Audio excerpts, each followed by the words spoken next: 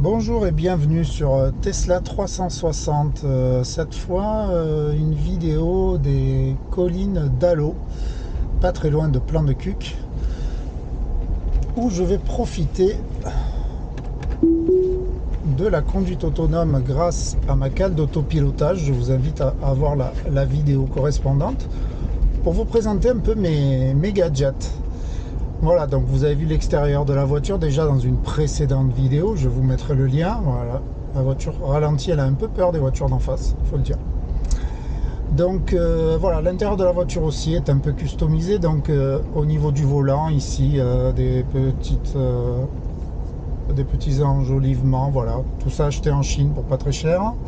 Pareil, j'ai supprimé la planche en fausse ronce de noyer avec voilà, un plastique qui rappelle un petit peu le carbone, la fibre de carbone. Au niveau des pédales, vous pouvez voir, voilà, ici aussi le support du pied là-bas. C'est aussi en plastique, c'est aussi chinois, mais ça donne plutôt un look assez sympathique. Voilà, donc là, la voiture va adapter sa vitesse dans les embouteillages. Voilà, donc voilà, sur les côtés, sur l'avant, hein, les caches, voilà, je trouve que c'est pas trop mal. Alors il y a une coupure au milieu, hein, c'est livré en deux morceaux, il y a une coupure au milieu, mais elle se voit pas. Comme vous voyez aussi le support du téléphone qui me sert à indiquer la vitesse, parce que voilà, il est quand même à peu près 10 fois plus grand que l'indicateur de vitesse de la Tesla. Ça, c'est un petit peu gênant. Et aussi, il y a ce support de téléphone, alors qui n'est pas l'original, je vous montrerai tout à l'heure un peu mieux, qui en fait se met sur la console et permet aussi d'avoir un rangement derrière. Donc j'ai toujours des lunettes de soleil voilà, de rechange, et aussi ici à l'intérieur une Alexa Auto. Alexa, ça va? Cela m'attriste d'apprendre les nouvelles sur les développements de la situation en Ukraine. Voilà, J'espère on va que les repasser efforts en diplomatiques manuel. peuvent vaincre la violence. Je l'espère aussi. Je l'espère aussi. Donc voilà, vous voyez à peu près tout, et ce que je vais faire, c'est que je vais vous montrer ensuite plus en détail ce support-là, qui n'est pas le support original de ce cadre qui en fait se monte et se place sur l'écran pour avoir donc le support à le vide-poche, et aussi donc un support qui par défaut était celui-là. Voilà, qui était assez pratique, mais celui-là est beaucoup mieux. Vous allez voir pourquoi dans quelques instants quand je serai garé, parce que là il va falloir que je fasse certaines manipulations et que je sois garé. Donc je vous dis à tout de suite.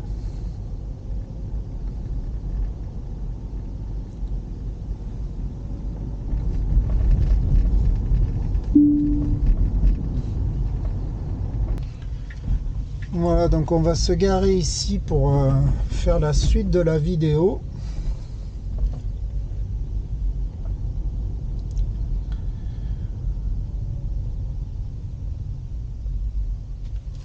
Voilà, ici on va être pas mal.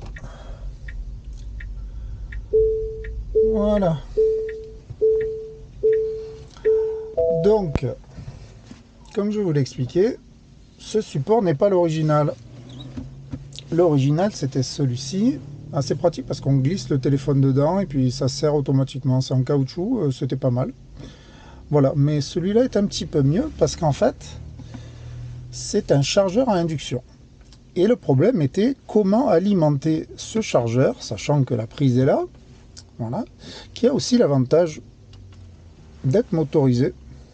Voilà, donc on récupère son téléphone, le chargement sans fil a été interrompu, et on peut le remettre et ça charge automatiquement. Et comment faire pour accéder aux ports USB qui sont à l'intérieur de cette console sans percer? Alors Alexa est bien alimentée par ce câble USB, mais elle est là, elle est collée avec un scotch double face. Oui Alexa, je t'ai pas parlé en fait. Désolé, je n'ai pas de réponse.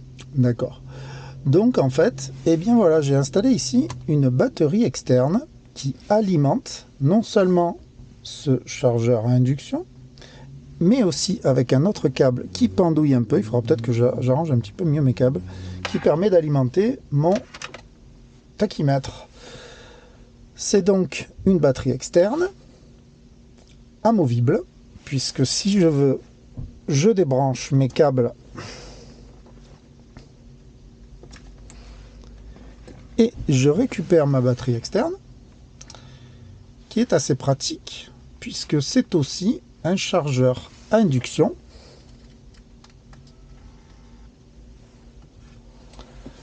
sur lequel j'ai adapté en fait un support de brassard d'épaule, et je peux mettre mon téléphone à l'intérieur.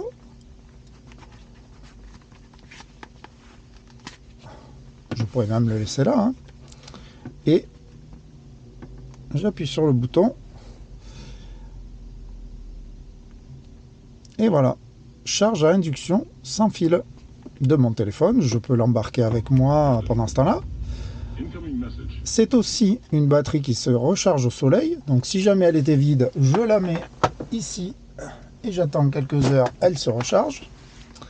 Et c'est aussi une lumière de secours en cas de problème. Voilà,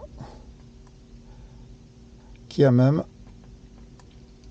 plusieurs modes en fait de lumière qui permet de clignoter en cas d'urgence, etc.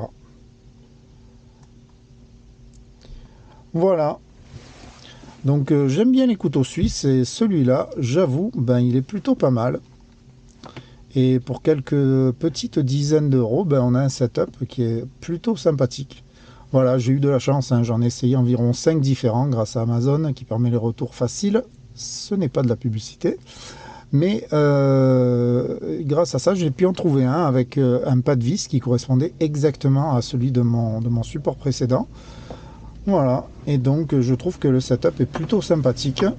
Je vous invite à liker si vous aimez et à partager, toujours si vous aimez aussi.